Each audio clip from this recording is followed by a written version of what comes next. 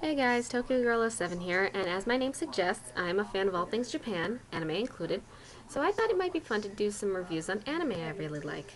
Well then, let's get started.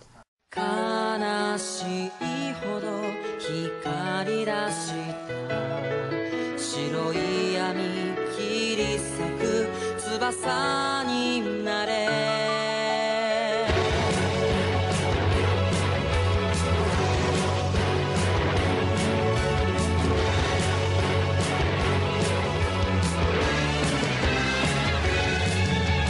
D.N.Angel was first released in November 1997 by Yukiru Tsukisaki in the shoujo manga magazine monthly Asuka. The series, while popular, went on extended hiatus in August 2005 until April 2008, and new chapters have been added every month since November 2009. So far, 13 manga volumes have been released, and all of them are out in the US by Tokyopop. An anime made by Dentsu and directed by Koji Yoshikawa and Nobuyoshi Habara was released on April 3, 2003, and ran 26 episodes, ending on September 25, 2003. All the episodes have been released stateside by ADV Films, which is now dead and, to my knowledge, has not yet been bought by Funimation or any other company. Since the story was, and is still, not finished, there were quite a few changes made, most notably the ending. The story revolves around 14-year-old Daisuke Niwa in some weirdly European-styled city. Is this even Japan? And his alter ego Phantom Dark, who for some reason reminds me of Yami from Yu-Gi-Oh! The first episode starts with spoilers from the last episode, most notably Crad and the Black Wings, but I won't get into that. Just go watch it yourself. On his 14th birthday, Daisuke tries to give his crush, Risa Harada, a love letter, but she rejects him without even seeing it. This gets him depressed and a prime target for harassing from his friend. I say friend in quotations because Takashi Seihara, a reporter for the school paper, I don't know, it's never explained, is basically just the stereotypical jerk of a friend, kind of like Joey from Yu-Gi-Oh! Or Kuwabara from Yu Yu Hakusho. Through some blackmail on Seihara's part, Daisuke gets stuck cleaning the art room, where we're introduced to another classmate of his, Satoshi Hiwatari. Hiwatari reminds me, at first impression, of Kyoya from Ouran Host Club. Mysterious, smart, glasses, cool-spoken, though Kyoya is arguably hotter. Daisuke returns home after remembering that he has a curfew. Yeah, there was a scene that introduced his family and got him a curfew, but I left it out because I think the way they were introduced in the manga makes them seem a little less creepy. Occult much? As soon as he walks in the door, we're introduced to a whole bunch of traps set, apparently, by his mother. What's with the banana?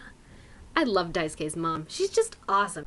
And while his grandpa does act like the typical wise old figure, a bit of youth still shines through.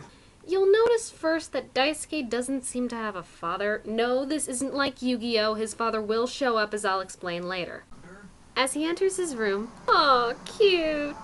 He notices that his painting of Risa has been uncovered. He starts having a heart attack and is transformed into another person. We're then introduced to Detective Seihara, yes, he's Seihara's father, as he's mocking the thief who has sent a letter saying that he will steal the Sacred Maiden's statue. Oh yeah, Seihara's here too. Back at Daisuke's, he's freaking out about his sudden transformation, and his family's not even blinking an eye at it. His mother, Emiko, explains that the Niwa family has a genetic condition that activates when the oldest male turns 14. When they have feelings of unrequited love, they turn into Phantom Dark, a phantom thief that's been passed through the Niwa family's DNA for generations. He's been dormant for the past 40 years because his previous host, Daisuke's grandfather Daiki, only had a female child. Yeah, girls can't become dark. This will come up later.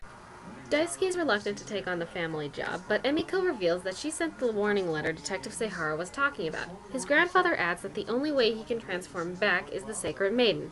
He agrees, and Daiki then adds that With, or Wiz, or whatever his name is, that cute little rabbit thing, can be transformed into Dark's wings so he can fly. Dark appears, drawing a big reaction from our friendly neighborhood reporter. Does she even have a name? And Risa, who happened to be watching the news at the time, sees how young Dark seems to be and immediately falls for him. As all women do because, as said in the manga, all women belong to me. Dark disappears, apparently taking the Sacred Maiden without tripping the alarm and escaping through the front door. When all the guards have gone after him, Dark, having been in disguise, proceeds to steal the statue when he is interrupted by Hiwatari.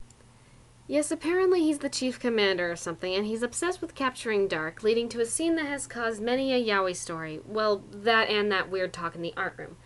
Daisuke wishes for help, and the real Dark shows himself in all his sexy glory, voice and all. With the help of Wit, he escapes with the statue and flies home. On the way, he passes Risa's house and sees her, causing him to start to change back. Risa leaves and is replaced by her twin sister, Riku. No, not that Riku. Or that one. This one. Yeah, she appeared earlier, but the scene doesn't do much besides introduce her and show how vain Risa is when it comes to guys. Dark lands on her balcony, which freaks her out. He tries to calm her down, but she screams, and he kisses her, thus ending the episode. The plot during the first half of the series is basically a theft of the week sort of thing, and gets to the main story stuff in the second half. In episode 4, the relationship between Daisuke and Dork sort of becomes like the one between Yami and Yugi. No wonder there's a lot of yaoi pictures about them. We get introduced to characters from the manga, such as Hiwatari's dad, who sometimes seems like the antagonist, but it seems like he's more of the lackey. There's Daisuke's dad, Kosuke, who went looking for a way to break the Niwa curse, and finally came back in the 12th episode and uses some Rutao ring to take away the pain that Daisuke gets. Daisuke's mom fell in love with him after he asked her why she wanted to have a boy so bad. This is because she, as a girl, couldn't become dark, and she feels like she let her family down. Oh, and something about a ribbon. The Eternal Guide, or Toa as she prefers to be called, is an art piece by the Hikari family who Dark steals from, and eventually becomes the Niwa family maid. There's also Mio, who's the only one not from the manga, and I swear she's the most annoying character in the entire show. Sheesh, I just want to punch her! I mean, just listen! Good, you're finally awake! Ah! To the anime's credit, they at least made her someone who Seihara falls in love with.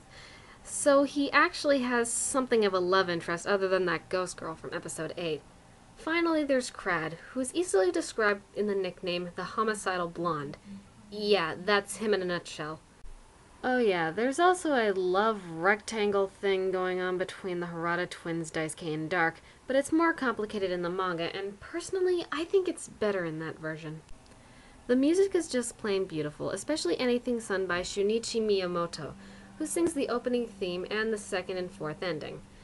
Being the pop culturally challenged person that I am, I don't know the voice actors in here, that is except for 3. Greg Harris, who plays Hiwatari, Lucy Christian, who plays Risa, and of course Vic Mignogna, who plays Dark. Not only that, but he sings the English opening for the show too, and rather well, I might add. Breaking the dark of night, piercing through the painted white. Cut it all away from yesterday till a new era's inside. The animation is pretty good, though I personally have no eye for style, so don't take my word for it. This part here bugs me, though. As for the voice acting, it's pretty good. My sister says that Risa sounds like she's on helium, but since Lucy Christian is such a great voice actor, I try not to let it bug me. Yeah, worship you so very much, bro. As for sub versus dub, I kind of have to go with the English dub, if only because Dark's voice is better in it. I'm sure that Ryotaro Oki-Ayu is a good voice actor and all, but it's just that Dark's voice just doesn't sound like it should. Dark is technically supposed to look like a teenager and should sound like one. And Vic Mignogna does a much better job of portraying this than Ryotaro does. Sorry, dude. I chose to do this for my first review for 3 reasons. The first of which is that I'm a big fan of the manga, which I just recently discovered. The second is that it's Vic Mignogna, what else do you need? And third, actually this is the only anime I've ever seen the whole way through. Everything else I either never finished or missed a ton of episodes of. Oh well, D.N.Angel is still a great show, and I hope that another volume of the manga will be released in America soon. Rising up in flight through the night of white and fly on forevermore.